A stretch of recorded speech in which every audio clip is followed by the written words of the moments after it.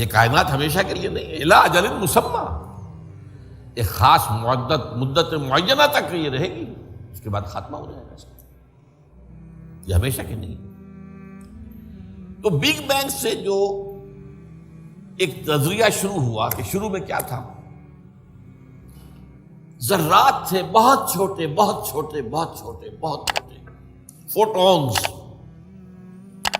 ان میں حرارت اتنی تھی، ٹریلینز ڈگری آف فارنہائٹ یا سینٹی گریڈ جو چاہیں کہیں، and they were running away from each other. یہ تھی first stage of the creation of this material world.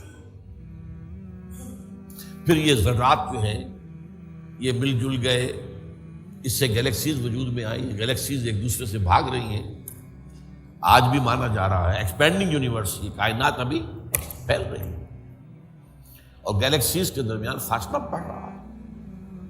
اور بڑی پیاری مثال دی جاتی ہے کہ اگر ایک غبارہ ہو، اس غبارے کے اوپر آپ نے کوئی ڈاٹ لگا دیے، اس غبارے کو جتنا پھیلائیں گے پھولائیں گے تو وہ ڈاٹس بھی ایک دوسرے سے بڑھتے چلے جائیں گے، فاصلہ ان کا بڑھتا جائے گا۔ پہلے غبارہ اتنا تھا، اب اتنا ہو گیا، تو وہ جو دو ڈاٹس کے درمیان فاصلہ اتنا تھا وہ اتنا ہو گیا۔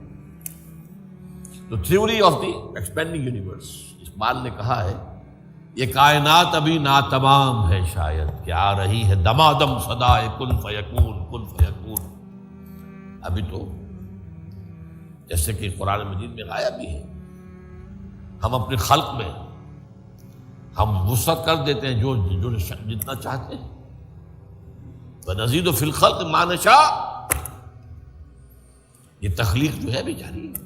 بہرحال اس کے بعد وہ دور آیا کہ پھر یہ گیلیکسیز کے اندر یہ کرے بنے اور سٹارز بنے، اور پھر وہ کرے ٹھنڈے ہونے شروع ہوئے۔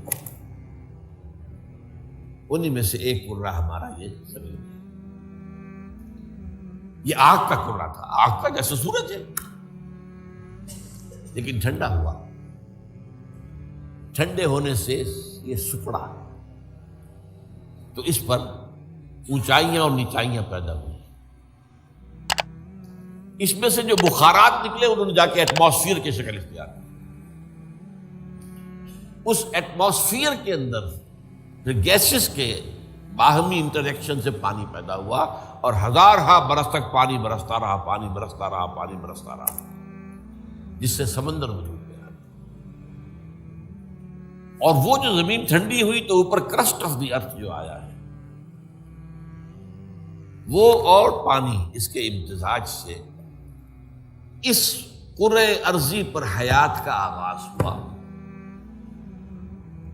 اور اس حیات کی لکھوں کا سال کے اندر ارتقائی مراحل سے گزر کر آخری نتیجہ جو ہے وہ آج کے نظریے کے مطابق وہ ہومو سیپینس انسان ہے۔ یہ میں نے آج کا نظریہ تخلیق آپ کے سامنے رکھا۔